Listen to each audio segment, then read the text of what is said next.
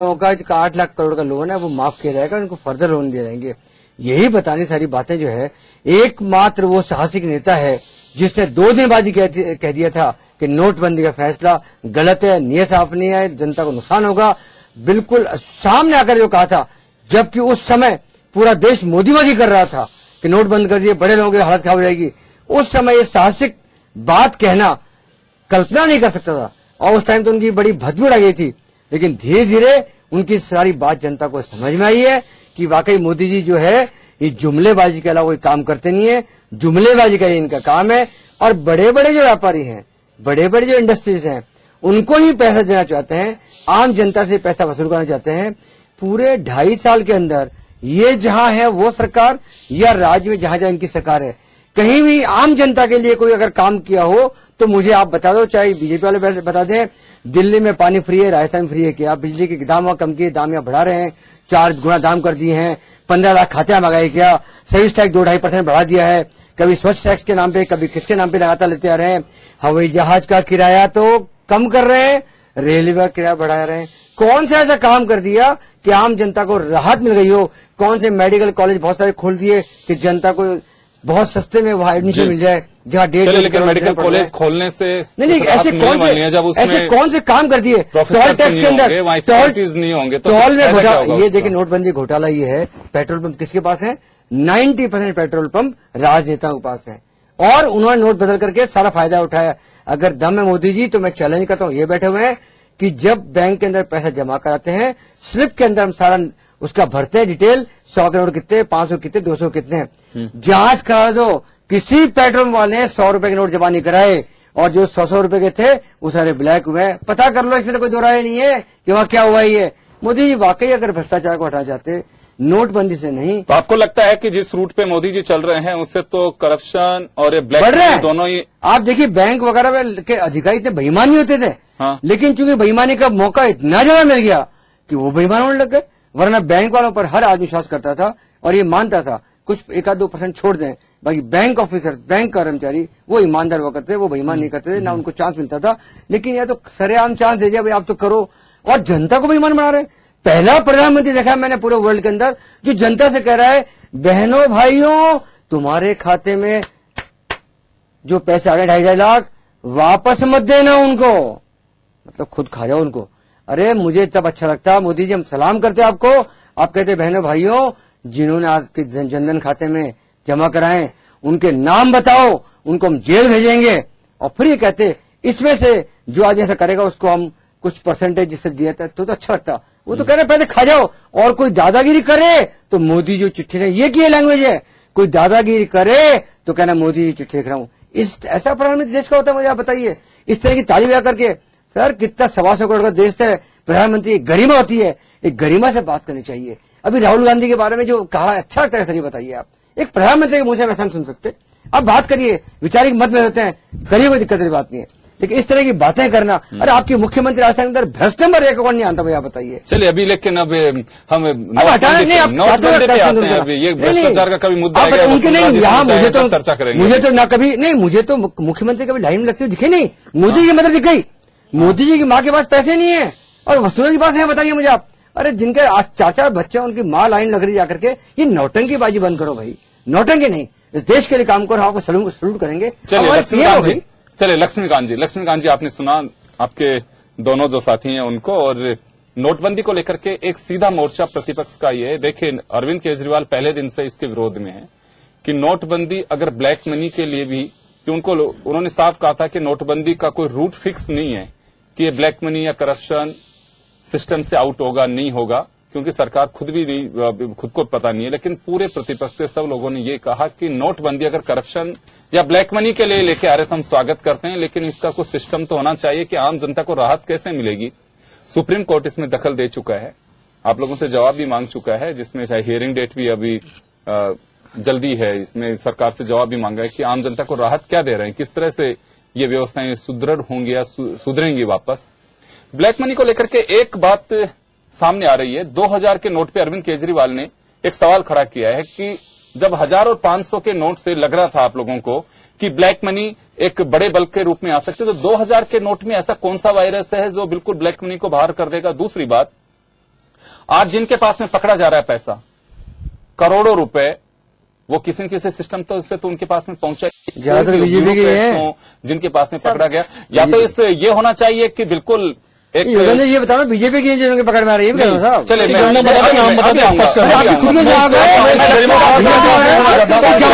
पुरंदर याद पड़ चुकी है, बहस की गरिमा खराब करने जाती है। मध्य प्रदेश के हाउसिंग बोर्ड के चेयरमैन क्या पकड़ा गया पैसा? पकड़ा है, हाँ सरकार ने पकड़ा है, पकड़ा नहीं, अब पारदर्शिता नहीं की, ट्रांसलेटिव नहीं की, बचाने का प्रयास तो नहीं किया।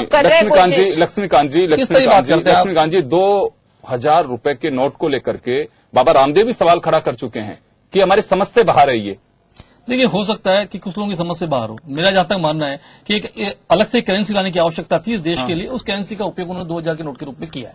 500 का नोट बंद किया, एक अल्टरनेट व्यवस्था करनी थी। लेकिन बड़े नोट सर, बड़े नोट की बड़ा नोट जो है, बड़े नोट की उससे लग रहा था बड़े नोट की व्यवस्था करनी थी। 1000 का नोट बंद हुआ, लोगों को सर्कुलेशन मनी ज्यादा तेजी से मिल सके, एक जगह 2000 का नोट मिल सके, इस बात की व्यवस्था के नाते शायद मोदी जी के द्वारा ऐसा किया गया। लेकिन एक आम आदमी भी है सर, एक कंज्यूमर भी है यहाँ पे इस देश के। 2000 का नोट जिस व्यक्ति की जेब में होता है, उसके लिए मुझे लगता है कि एक लाइसेंस शुदा रिवॉल्वर की तरह है कि उसकी रखवाली करना ज्यादा जरूरी हो गया है। वो स्थिति 2000 के नोट की हो रही है। आप बहुत अच्छे से जानते हैं, आज किसी मंडी में चले जाए, कहीं चले, पता नहीं मेरे समझ में ये भी बाहर क्या साइकोलॉजी हो गई लोगों की। 1000 का नोट होता था तो आप किसी भी दुकानदार क्या दे दीजिए, कोई ऑब्जेक्शन नहीं करता, बस इतना चेक करता था कि गलत है कि सही है। उसके अलावा 2000 का नोट को लेने को तैयार नहीं हो रहा। दो चीजें, एक तो फेक करेंसी इसमें भी आ गई। अब वो कितनी सही है, क्योंकि कुछ जगह नोट पे व्यक्ति को ये लगता है कि पता नहीं कहीं फेक करेंसी तो नहीं है मेरे पास में आ गई, क्योंकि बहुत ज्यादा टाइम नहीं हुआ ना इस वजह से। तो 2000 के नोट को आप कैसे जस्टिफाई करेंगे? आम जनता भी चिंतित है, और अगर बड़े नोट से अगर करप्शन फैल रहा था या फिर ब्लैक मनी फैल रही तो उनकी भी स्थिति खराब है। अब जयपुर में देख लीजिए, 40-40 लाख रुपए इकट्ठे हो रहे हैं एनओसी के लिए, 2-2000 के बंडल मिल रहे हैं। देखिए, इसमें जो कुछ भी हुआ, चाहे बैंक कर्मियों ने किया हो, अन्य लोगों ने किया, उनको पर्याप्त रूप से पकड़ा जा रहा है, सजा का जो कानूनी कार्रवाई वो की जा रही है, पहली बात। दूसरा, 2000 का नोट चलाया सरकार ने, सरकार की मंशा इसके प्रति स्पष्ट थी कि लोगों को तेजी से मनी सर्कुलेशन में आ सके। दूसरी बात, अब आपको कुछ समय बाद जब मनी रोटेशन में आएगी, आपको 2000 का नोट की जो व्यवस्था अभी लगती है, सामयिक निश्चित रूप से आम आदमी को लगता है कि 2000 नोट देते हैं, खुले पैसे की व्यवस्था, कभी बहुत ज्यादा दिक्कत का सामना कुछ शुरुआत में करना पड़ा, अब भी कुछ करना पड़ता है। इस समस्या कुछ समय अपने आप हल हो जाएगी, आप लोगों को सहजता लगेगी। यहां तक पूनम चंद जी ने बार बार प्रश्न अपने नेता को लेकर उठाया। मैं बता देना चाहता हूं पूनम चंद जी, आपको जानकारी दे देना चाहता हूं, वैसे आपको जानकारी है, लेकिन फिर भी आपने नेता का भाषण सुन के आए, उसका आपने उच्चारण बहुत अच्छे से किया और अच्छे तरीके से जनता के सामने रखने का प्रयास किया, यहां से आपने उसको दोहराया, अच्छा लगा। निश्चित रूप से आपने नेता का अनुसरण आपने किया है। मैं बता देना चाहता हूं, जिस व्यक्ति ने शुरुआत ही धोखे की राजनीति से की हो, जिसने सबसे पहले हिंदुस्तान की जनता को यूपीए 2 के भ्रष्टाचार के लिए खड़ा कर जंतर मंतर पर अन्ना हजारे साथ खड़ा हो गया हो और झंडा हिला लगा क्या हम राजनीतिक पार्टी गठन नहीं करेंगे, उस अन्ना हजारे को धोखा देकर राजनीतिक पार्टी गठन किया, पहली बात। दूसरी बात, दूसरा उन्होंने दूसरा धोखा किया दिल्ली की जनता के साथ, सरकार बनाकर फिर से इस्तीफा का नाटक किया और धरने का नाटक किया और दिल्ली की जनता के साथ धोखा किया। तीसरी बात, फिर दिल्ली की जनता के साथ धोखा किया, मैं सब कुछ ठीक कर दूंगा, लेकिन दिल्ली को संभाल नहीं पाए, हिंदुस्तान में घूम रहे। उन्होंने कहा था कि मैं सिर्फ और सिर्फ दिल्ली को सुव्यवस्थित करने का प्रयास करूंगा, हिंदुस्तान की छोटा सा लक्ष्मीकांत जी, मेरा एक छोटा सा सवाल है, आप जो कह रहे हैं मैं उसी से जुड़ा हुआ जानना चाह रहा हूं। आपने दो बातें कही, अरविंद केजरीवाल जब अन्ना हजारे के साथ में थे और दूसरी बार वाले आंदोलन में, तब उन्होंने धोखे में, मैं समझ से बाहर है, क्योंकि अरविंद केजरीवाल को उस वक्त कहा था ये कि एक राजनीतिक दल को करप्शन फ्री करने के लिए इस देश के लिए गठन होना चाहिए। अन्ना हजारे का आंदोलन, एक बात पहली, और दूसरी बात आपने कहा कि दिल्ली की जनता को धोखे में रखा। ये 70 से अगर 67 सीट मिली है, आप तो धोखे में कैसे? उसके बाद नहीं, मैं दूसरी बात जानना चाहता हूं, अगर धोखे में जनता को रख रही है, बात क्या हुआ? अगर दिल्ली की सरकार सुधर गई, सर मैं ये बात जानना चाहता हूं, नहीं आप जो कह रहे हैं sir, sir Poonam Chand ji please एक बार, आप जो कह रहे हैं लक्ष्मीकांत जी, मैं उसी में आगे जानना चाह रहा हूं कि देखिए आपने कहा कि अगर 67 सीट अगर आम आदमी पार्टी को वहां पे मिली है, जनता के साथ में धोखा, अगर उस रिजल्ट को आप बता रहे हैं, एक बात, और आपने कहा कि क्या जनता की स्थिति सुधर गई? भाई साहब 282 सीट बीजेपी को मिली सेंट्रल में, 1984 के बाद क्लियर मेजोरिटी किसी पार्टी को मिली है, जब इंदिरा गांधी की हत्या के बाद में राजीव गांधी को मिली थी।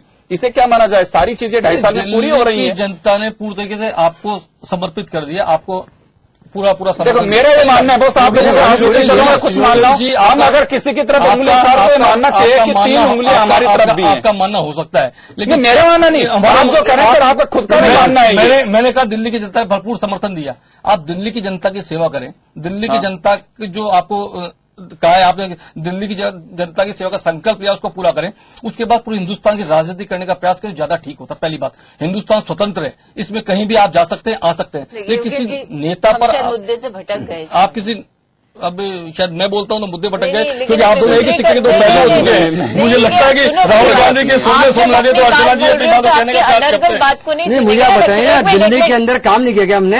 चलिए वो नहीं किया क्या धोखा दिल्ली में हो दिया? मैं माफी चाहूंगा लक्ष्मीकांत जी, देखो जुमलेबाजी आपने की, आपके नेता का जुमलेबाजी है। कॉन्स्टिट्यूशनल हमारे राइट है कि कोई भी राजनीतिक दल किसी भी देश के कोने में जा सकता है, निश्चित रूप से जा सकता है। जुमलेबाजी किसे कहीं से मजा होता है? नरेंद्र मोदी जी को 15 लाख का जुमला क्या कैसे? चीफ मिनिस्टर से प्राइम मिनिस्टर बन जाए, कौन सी बात आप हमने नहीं कहा। दिल्ली की जनता ने उनको जनादेश दिया है, दिया, तो जब आपसे प्रश्न करते लेकिन तो आप कहते व्यक्ति हो लगातार समय लगेगा, तो उन्हें भी समय लगे, उन्हें काम करने दो। उन्होंने लगातार ये कहा, मुद्दा क्या है? उन्होंने मुद्दा क्या है? हम डिमोनेटाइजेशन की बात अगली बात में डिमोनेटाइजेशन का मतलब होता है नहीं, डिनोमिनेशन जो है करेंसी का, वो निचले स्तर पर जा रही है। जब पूनम विषय उठाते हैं तो आप शांत रहते हैं, जब मैं बात करता हूं जुमलेबाजी आपने किया भाई। चलिए बोले लक्ष्मीकांत जी, आप बोले आप ही को मौका दे रहे हैं, आपने दिल्ली की जनता से शीला दीक्षित के भ्रष्टाचार के खिलाफ बात करने की बात कही, आपने एक शब्द शीला दीक्षित के बारे में बोला दोबारा?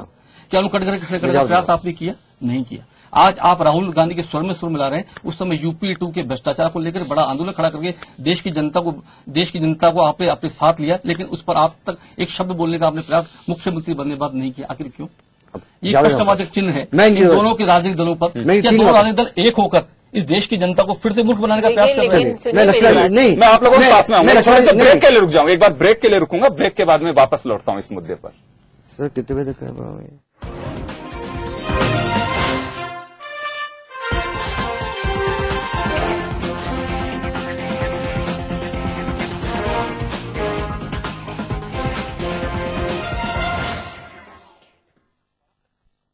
कुछ भी खरीदना हो या हो कुछ बेचना, पैसा दो पैसा लो, यही थी हमारी परंपरा।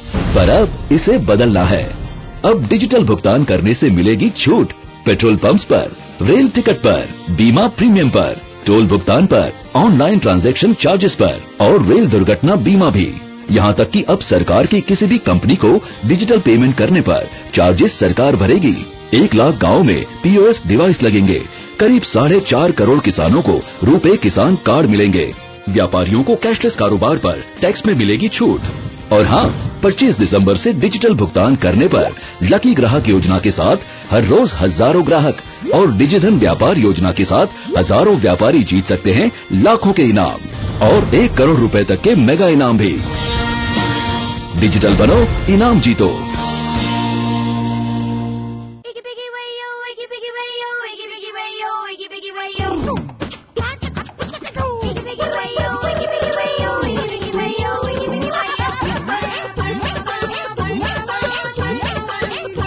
क्या बाइक लिया शर्मा ने, एकदम बढ़िया।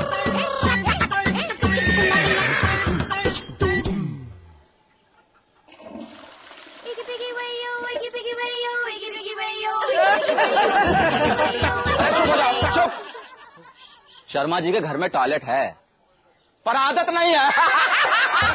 तरक्की की निशानी सिर्फ बाइक नहीं है जानी, शौच के लिए हमेशा शौचालय में जाना, खुले में नहीं। शौचालय की आदत पक्की, एक कदम स्वच्छता की ओर।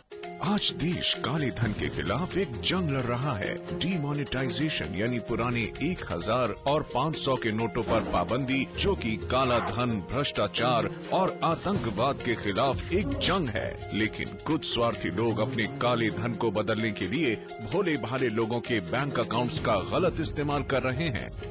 नए बेनामी कानून के अंतर्गत ऐसे लेन देन करने वालों को 1 से 7 वर्ष की सश्रम कैद व ऐसी गैर कानूनी राशि को जब्त भी किया जा सकता है। याद रहे, आयकर विभाग इस तरह की तमाम गतिविधियों पर नजर रखे हुए है। इस अपराध में भागीदार न बने। एक सच्चे भारतीय की तरह काले धन के खिलाफ इस जंग में आगे आए, देश को मजबूत बनाए। आयकर विभाग द्वारा जनहित में जारी। खबरें जो घर कर जाती हैं जहन में, खबरें जो कर देती हैं सोचने पर मजबूर, खबरें जो उठाती हैं सवाल, खबरें जो लाती हैं बदलाव, आम आदमी की जिंदगी पर सीधा असर डालने वाली खास खबर